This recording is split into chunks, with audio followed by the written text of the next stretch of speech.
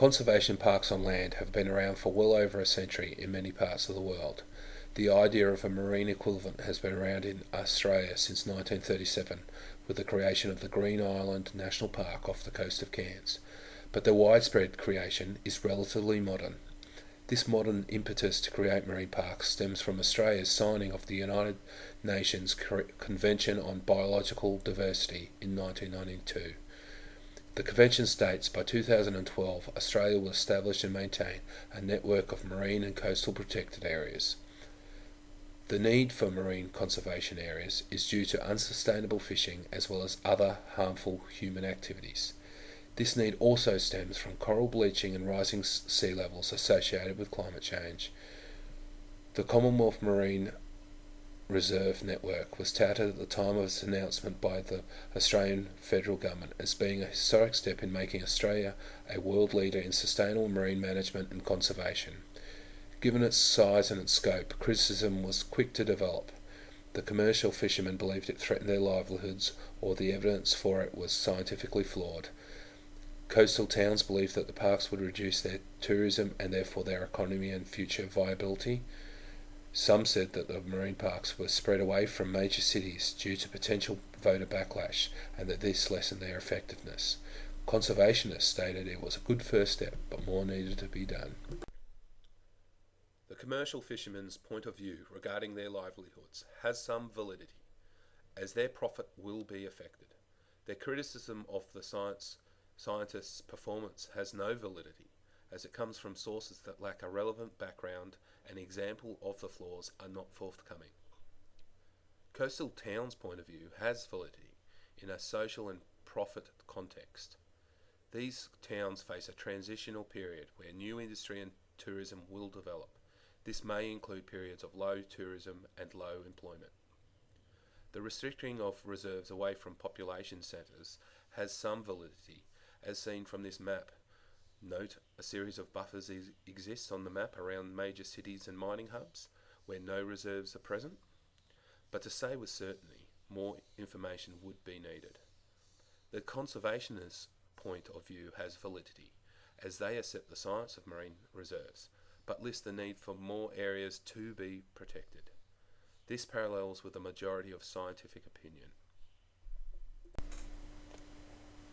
The area covered by the Commonwealth Marine Reserve Network may have high conservation and economic value and needs protection, but the reserves were also created with meeting the aims of the United Nations Convention on Biological Diversity.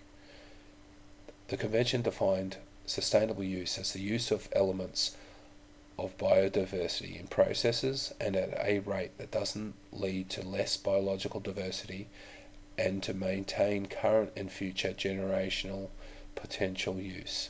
While the Commonwealth Marine Reserve Network may protect the marine park area's biological diversity, does it maintain and secure Australia's sustainable intergenerational use as a fishery?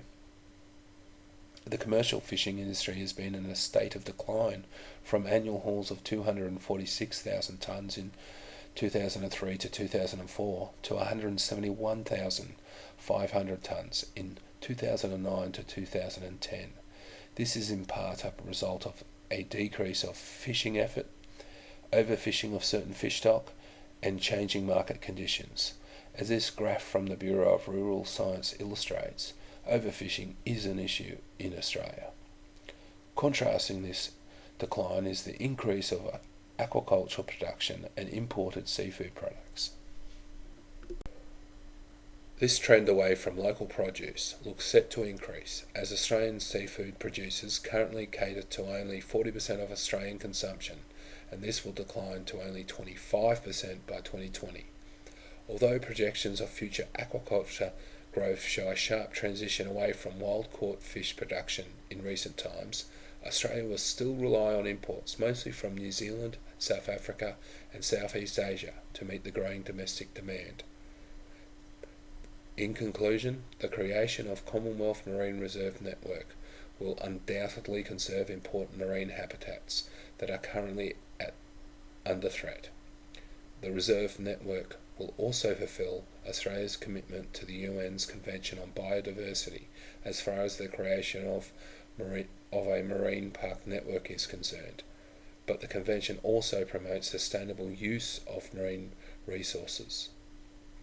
If Australia's consumption of fish increases but our local fish production decreases, then how are Australian marine parks adding to Australia's sustainable fisheries, as we are consuming other countries' resources in place of our own, and at ever-increasing rates?